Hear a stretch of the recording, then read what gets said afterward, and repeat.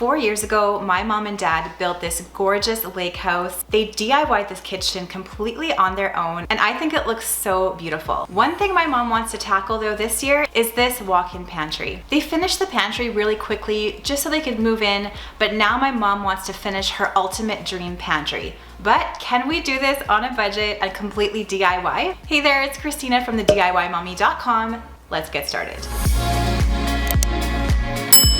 There's actually a lot that doesn't work about my pantry right now. There are not enough shelves, not enough storage. There isn't a handle on the door, so it's really hard to close the door. The countertop is too wide and you kind of feel squishy inside. Doesn't work well for storage. What I would like is something that looks totally beautiful when the doors are open and totally meets all my storage needs. I would like to see some closed storage for large, ugly items, and I would also like to see some open storage for things that you just want to grab instantly when you open the door. So do you think doing this dream pantry on the budget that we have set is possible?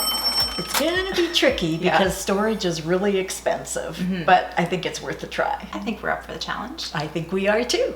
To begin, my mom is searching through Pinterest for pantry photos she loves and pinning them to her Pinterest board. This is always a great first step for any room makeover, and it's going to help you determine elements you like that you want to incorporate into your space.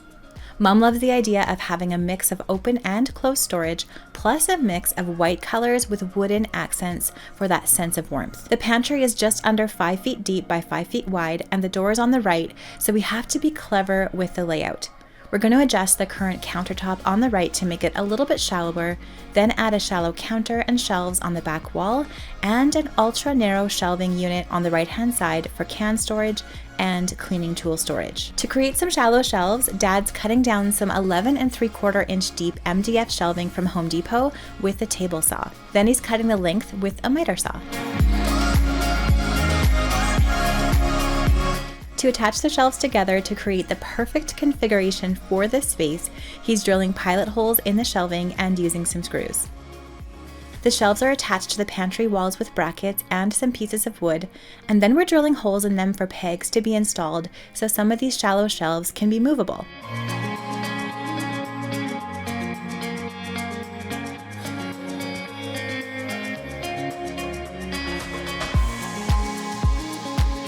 Mom is painting any raw edges of the shelving to make them match.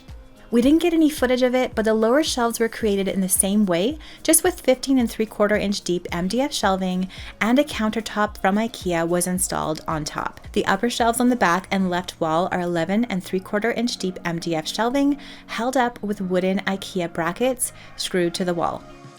Now Mom and Dad want to create custom drawers and a pullout for under counter storage.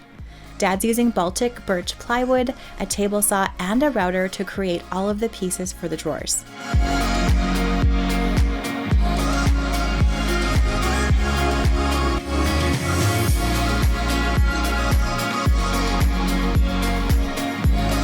These drawer slides are from Lee Valley Tools, and Dad's installing them to the base shelving for the drawers.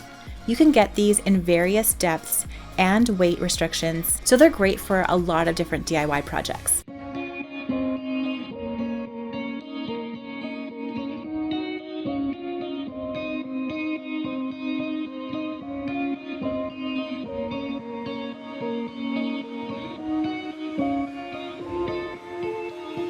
Next, Dad's piecing together the poplar drawer pieces with wood glue and a finishing nail gun.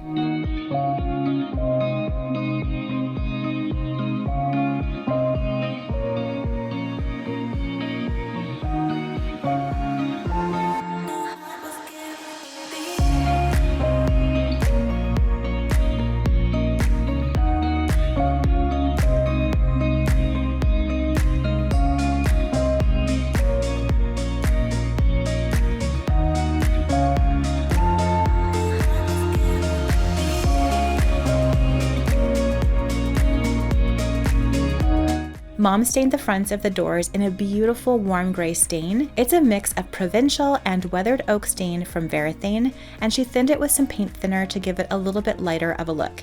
She also stained the IKEA brackets in this same color. Once assembled, the drawer slides are attached to the drawers, and then we're putting the drawers into the bottom of the pantry.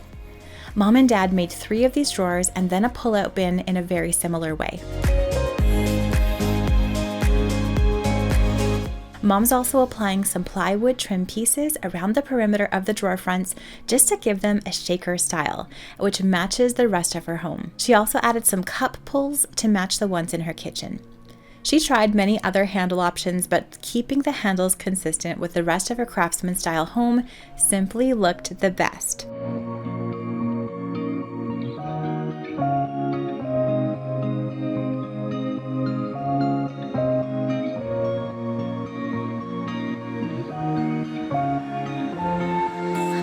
Now it's time to put everything back in this new gorgeous pantry. Mom wants her baking and cooking supplies easily accessible. The pantry needs to look good because the door is often left open, but here function is key. A lot of the pans and roasters are from my grandma's kitchen, my mom's mom, so Mom wants to keep these on display to remind her of her heritage. We're putting the most used items in easily accessible locations, and the less used items are being tucked away. The large pull-out bin that Mom and Dad made is being filled with these inexpensive bins from IKEA, and that's where bulk flour and sugar are going to be stored.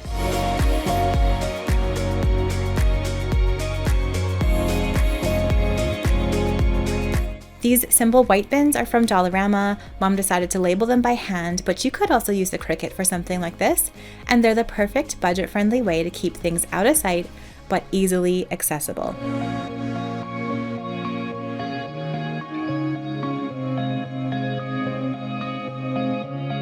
In this pantry, there's even a spot for cleaning supplies to be hung, a stool to be tucked away, and enough counter space for a coffee station or just a drop zone when Mom and Dad are hosting large dinners, which they often do. So as a reminder, here's how the pantry looked before, and here it is now.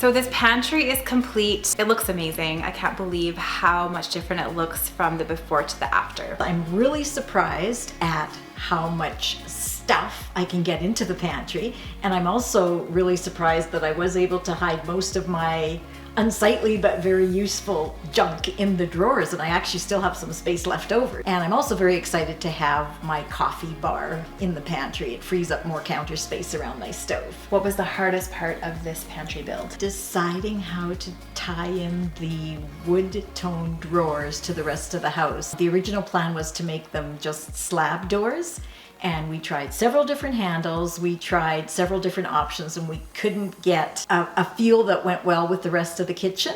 So what we did the day before we videoed was went to our garage, got some extra plywood, stained it to match, and made shaker panels on the drawers. And that is what did it. The house wanted a craftsman style in the pantry, and now it all works.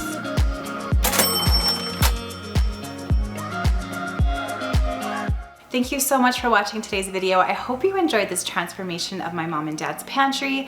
Let me know down in those comments below which part of this makeover was your favorite. Like Mom and I said, our favorite was just adding that trim to the doors to make it look cohesive with the rest of the space. If you like this video, please give it a thumbs up. Subscribe to my channel for more DIY and decor ideas on a budget. I'm gonna leave some more videos that I hope you will enjoy watching next, right up here.